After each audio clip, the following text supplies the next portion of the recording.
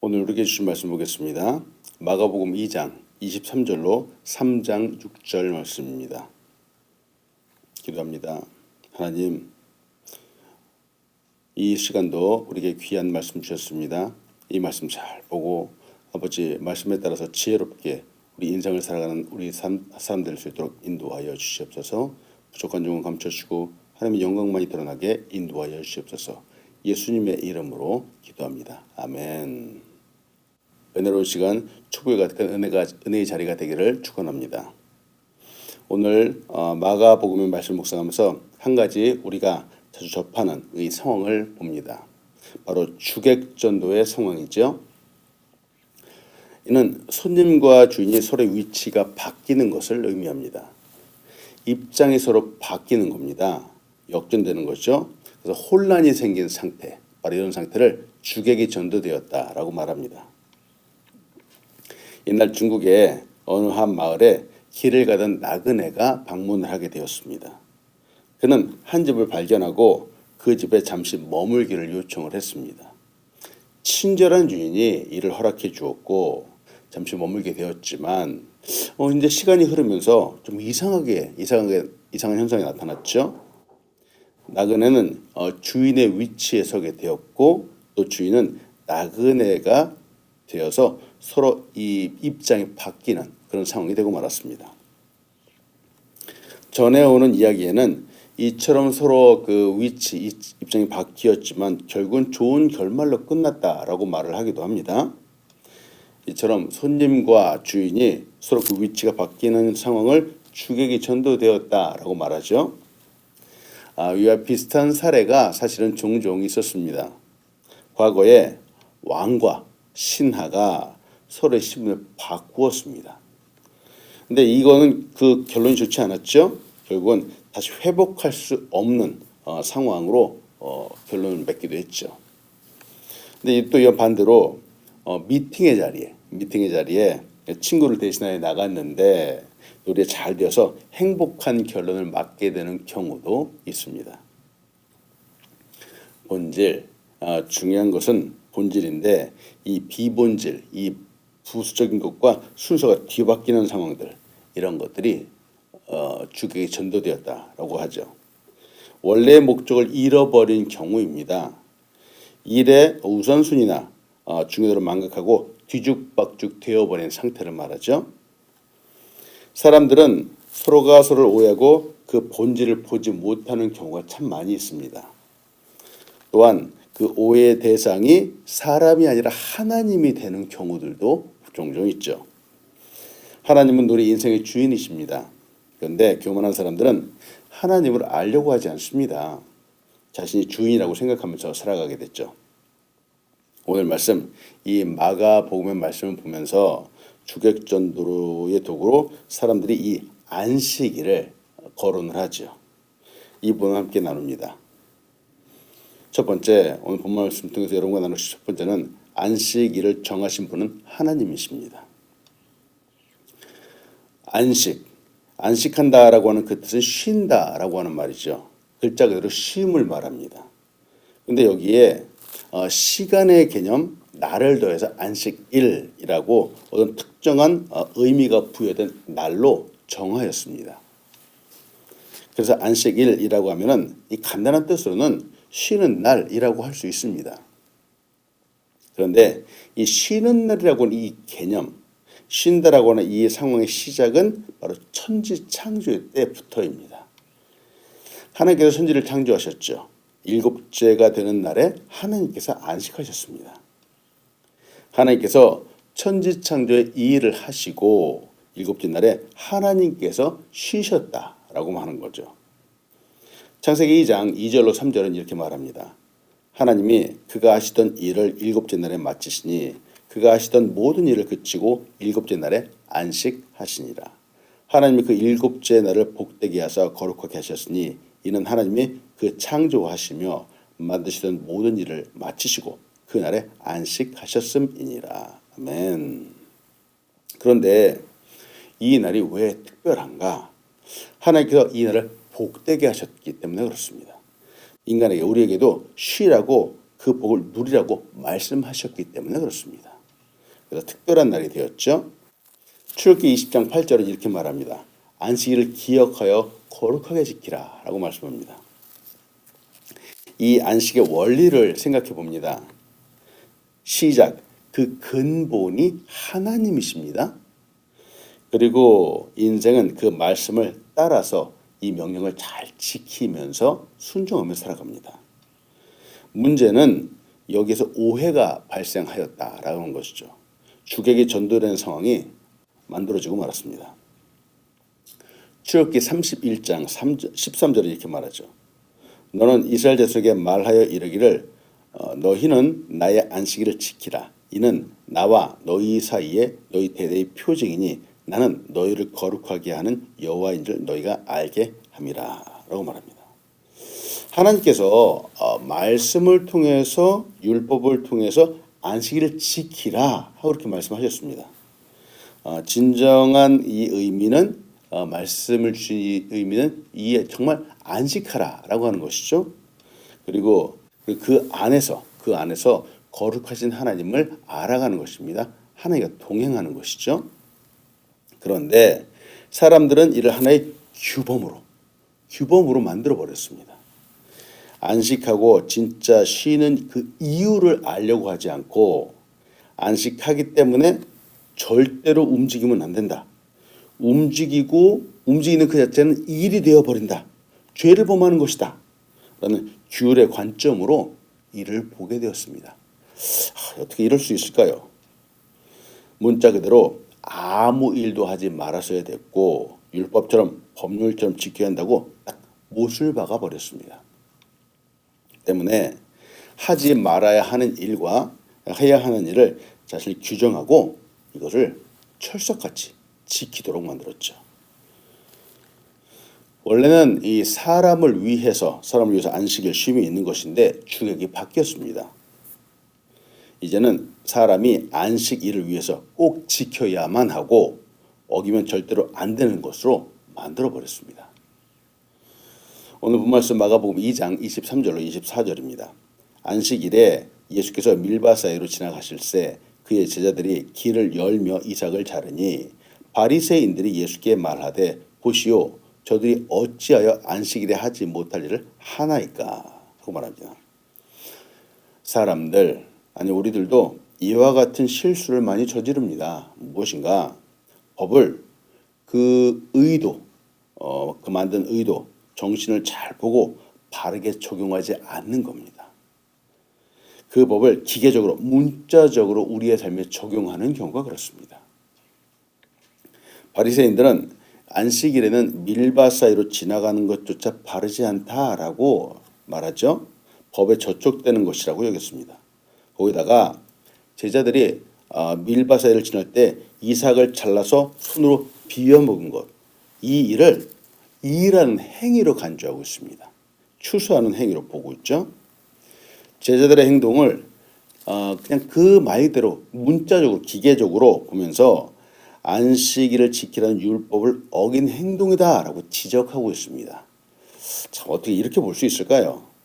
당연히 이것은 안식에 대한 논쟁으로 벌어지게 되었고 때문에 예수님께 지금 말하고 있는 겁니다. 저는 여기에서 이 사람들의 모습들, 특히 이 바리새인의 모습을 좀 보게 되죠. 그들의 특징이 있습니다. 그들은 율법을 하나의 기준, 잣대로 사용하여서 사람들을 고발하는 사람들입니다. 자신들도 이 율법을 온전하게 지키지 못하면서 율법을 어긴 사람을 고소하죠. 그래서인지 그들은 늘 사람을 엿봅니다. 그들은 예수님이 계신 곳이면은 늘 숨어서 예수님의 행동을 엿보았습니다. 잘못 꼬투리를 잡기 위해서이죠. 지금 여기서도 예수님과 함께 있는 제자들을 보고 있습니다. 그들의 잘못을 꼬집어내기 위함이었습니다. 예수님은 과거 다윗의 이야기를 예를 들어 말씀하셨죠. 다윗이 자기와 함께 있던 사람들이 배고팠을 때 제사장 외에는 먹지 못하는 진설병을 먹었던 일을 말씀하셨습니다. 왜 이렇게 말씀하셨을까? 예수님은 이 사람들의 그릇된 생각을 바로 알려주기 원하셨습니다. 안식일은 사람을 위한 날인데, 사람의 생명을 위한 날인데 배고파서 이삭을 먹는 행위는 사실 아무런 문제가 되지 않는 행동임을 말씀하고 계십니다. 또한 정죄할 수도 없다라고 말씀하시죠. 예수님이 이렇게 말씀하시는 이유는 예수님이 안식일의 주인이기 때문입니다. 마가복음 2장 25절로 28절은 이렇게 말하죠. 예수께서 이르시되 다윗이 자기와 및 함께 한 자들이 먹을 것이 없어 시장할 때에 한 일을 잃지 못하였느냐. 그가 아비아달 대제사장 때에 하나님의 전에 들어가서 제사장 외에는 먹어서는 안 되는 진설병을 먹고 함께 한 자들에게도 주지 아니하였느냐. 또 이르시되 안식일이 사람을 위하여 있는 것이요 사람이 안식일을 위하여 있는 것이 아니니 이러므로 인자는 안식일에도 주인이니라. 저는 이 말씀을 보면서 묵상하면서 인간의 마음, 인간의 행동을 봅니다. 그리고 저의 모습을 돌아보게 되는 것이죠. 제가 사람들을 볼 때 저는 어떠한 관점으로 사람들을 보는가, 그들의 잘못된 모습들, 실수하는 부분이 먼저 보이는가, 아니면 그들의 연약한 부분들, 불쌍한 부분들이 먼저 보이는가 하고 저 자신을 돌아보게 됩니다. 이 성경에 등장하는 사람들의 모습을 가장 먼저 저 자신에게 적용하죠. 말씀 볼 때마다 저의 연약함, 또 함께 있는 사람들의 연약함을 생각합니다. 때문에 저는 말씀을 보면서 늘 조심합니다. 조심하려고 노력하죠. 처음에 가졌던 마음들, 순수했던 정신이 시간이 지나면서 혹 변질되지는 않았는가 점검해 보려고 노력합니다. 혹은 오해를 갖고 다른 관점으로 보지 않는지 늘 돌아보죠. 말씀 속에 담겨 있는 진짜 의미, 말씀 속에 담겨 있는 사랑을 보아야 됩니다. 안식일이 사람을 위해서 있는 것이라는 그 진정한 의미를 볼 수 있어야 됩니다. 사람의 사랑의 관점으로 말씀을 보지 않았기 때문에 정말 말씀이 율법이 되어버렸고 형식이 되어버렸습니다. 그리고 사람을 구분하는 기준이 되어버리고 말았습니다. 예수님도 25절 하반절에 시장할 때에 한 일을 잃지 못하였느냐 하고 이렇게 말씀하시죠. 이는 말씀 속에 담겨있는 참된 의미, 진정한 뜻을 읽어보고 깨닫지 못하였는가 이렇게 반문하는 것이죠. 이는 그냥 형식적으로 본다면 결코 알 수 없습니다.